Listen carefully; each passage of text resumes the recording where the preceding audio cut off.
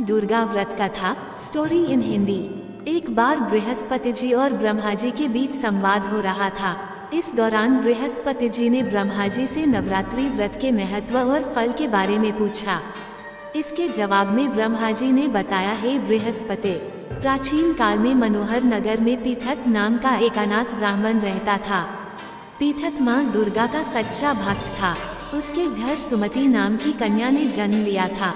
पीठत हर दिन माँ दुर्गा की पूजा करके हवन किया करता था। इस दौरान उसकी बेटी उपस्थित रहती थी। एक दिन सुमति पूजा के दौरान मौजूद नहीं थी। वह सहेलियों के साथ खेलने चली गई।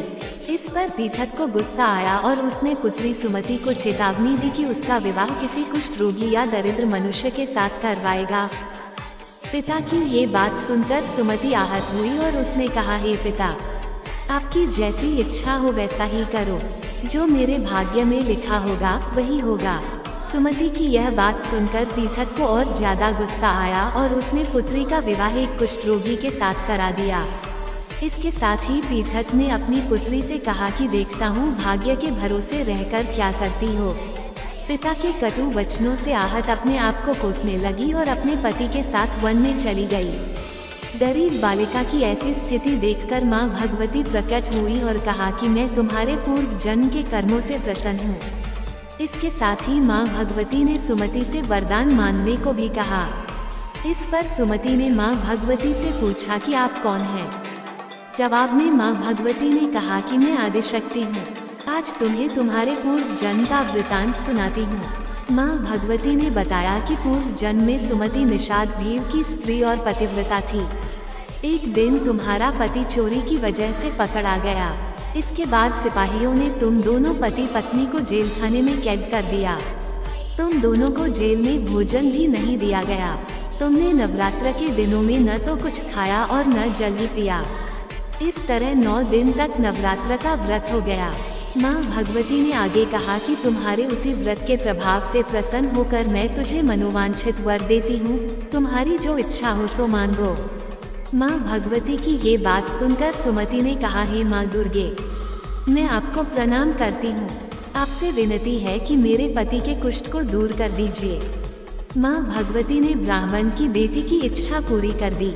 इसके बाद सुमति ने माँ भगवती की आराधना की।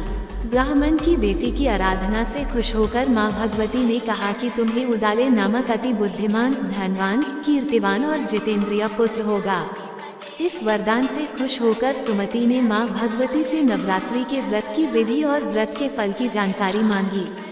इस पर माँ भगवती ने बताया कि चैत्र या अश्विन मास के शुक्ल पक्ष की प्रतिपदा तिथि से 9 दिन तक व्रत रहें। अगर व्रत नहीं रख सकते हैं तो एक समय का भोजन करें।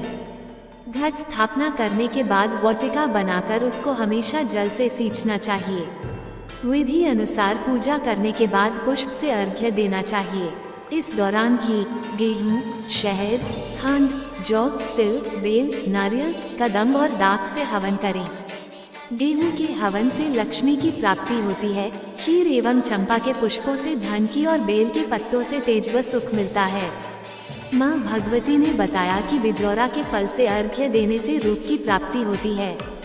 जायफल से अर्घ्य देने पर कीर्ति और जो इंसान आंवले से अर्घ्य देता है उसे सुख की प्राप्ति होती है। इसी तरह केले से अर्घ्य देने वाले को आभूषणों की प्राप्ति होती है। इस विधि विधान से होम कर यज्ञ की सिद्धि के लिए आचार्य को दक्षिणा दें। माँ भगवती ने बताया कि इन 9 दिनों में जो कुछ दान आदि दिया जाता है उसका करोड़ों गुना फल मिलता है। ब्राह्मण की बेटी को विधि और फल बताने के बाद माँ भगवती अंतर ध्यान हो गईं। नवरात्रि व्रत विधि: सुबह दैनिक क्रिया से निवृत्त होकर स्नान कर लें। इसके बाद मंदिर में या घर पर ही नवरात्रि में माँ दुर्गा का ध्यान करके ये कथा करनी चाहिए। यह व्रत कन्याओं के लिए विशेष लाभदायक है।